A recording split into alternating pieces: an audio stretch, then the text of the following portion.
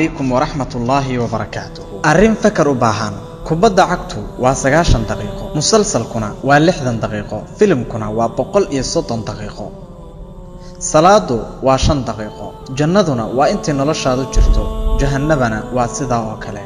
dadka caqliga wanaagsano si wanaagsan uga fakara.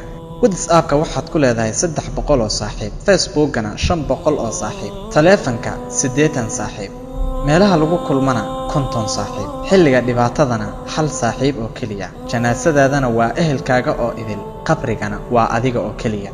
hala yaabin waa sida nolosha adduunyada, xaqiiqo weeyaan arintani. salaadaada ma ahe wax kale oo ku anfacaya ma jiraan. haddii aad kitaabkaaga iyo musxafkaaga boorku dul aragto, nafsadaada ku ooy, maxaa yeelay quraanka qofkii ka dheeraada 3 maalin wax ka badan cudurdaar la'aan waxaa lagu magacaabayaa qof ka hijrooday quraanka. fiiro gaar ah kuguma qasbayo inaad fariintan faafido, laakiinse ku dayashada amarka alle oo ah waanadu waxay anfacaysaa kuwa mu'miniinta ah.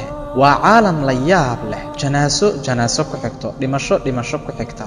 akhbaarta dhimashadu way iska soo daba dhacaysaa. hebel wuxuu ku dhintay shil gaari, mid kale cudur ayaa dilay, mid kale isagoo socda ayuu soo dhacay. dhammaantood adduunyada ayay ka tageen, ciidda hoosteedana waa lagu aasay.